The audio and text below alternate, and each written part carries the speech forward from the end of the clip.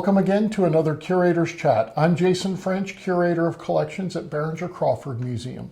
Today I'm speaking with Karen at Baker Hunt in Covington, Kentucky. Karen, can you tell us a little bit about Baker Hunt and maybe the story of the families and how it got here? I'd love to. Welcome. We're glad you're here. Baker Hunt has a rich history, and we are always so proud to talk about the family and to especially talk about Margaretta. It was founded in 1922. Margaretta was our founder.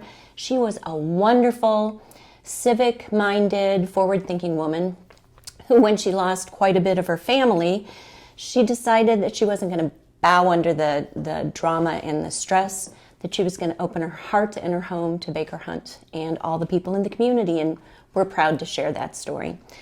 Let me go back a little bit further, though, because the story really started in Philadelphia.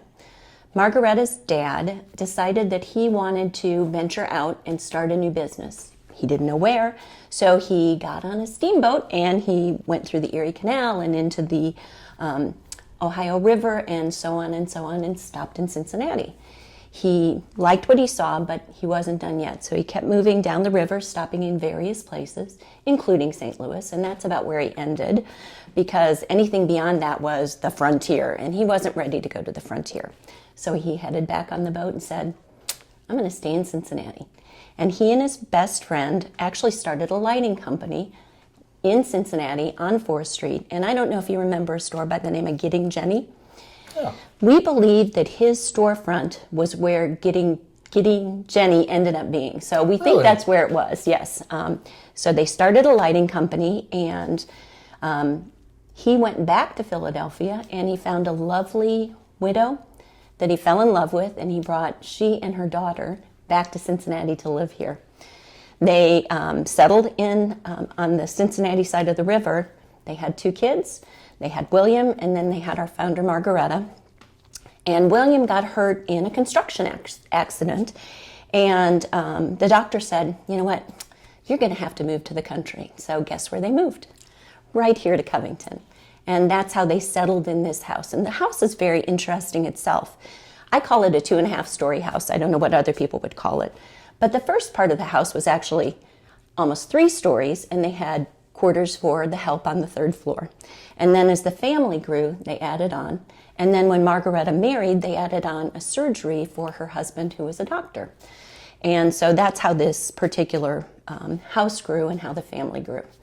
So the children grew up, and we don't know a lot about her brother, William. All we know is that at the age of 27, he died of a liver ailment. Dr. Hunt came to live with the family because her parents were getting older, and they thought that they could take care of the family, take care of the house, and be the support that her parents needed. So everybody was living here in the house, and lo and behold, they had a wonderful daughter by the name of Katie. And this is our Katie. And Katie became the love of everybody's life. She was a happy little girl, and she was involved with everybody in the family, and she was truly a joy for them. And there's lots that they've said, and we've read about Katie and what joy she provided. And unfortunately, as happened a lot in those days, Katie came down with meningitis, and she actually died on her 15th birthday. So it was a sad day for everybody in the house. What's interesting was her aunt, which was Dr. Hunt's sister, created a quilt for her. And the quilt is beautiful. It's what we call a crazy quilt. So we are fortunate enough to have that crazy quilt on display here. Her half-sister grew up and moved to Texas with her husband, and she had a daughter by the name of Kate Scudder. And Kate Scudder is integral to the Baker Hunt story.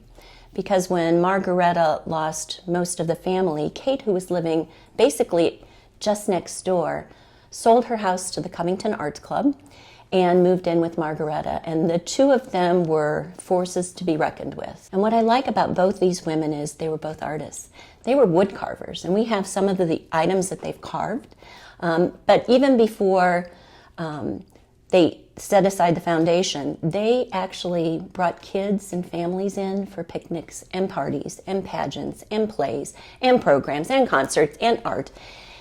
They just really gave to the community, and we've tried very hard over these past 100 years to honor their wishes and to make sure that art and culture are always celebrated here. Margaretta left us quite a few of her personal items, and so you can wander through our museum and you can see wonderful dresses that they wore on a grand tour of Europe, and you can see some of the family's crystal and some of the kids' toys and blankets, and we've got wonderful pictures of every member of the family, which is nice because when you're telling the story of the family, you can say, here's John, here's Henrietta, and they can say, oh, we can actually feel what these people were like rather than just, oh, who were they? Someone donated a picture to us, and it's called, it had already been known as the Moor, and it's in the style of Frank Duveneck, and we never really knew if it was a true Duveneck or not.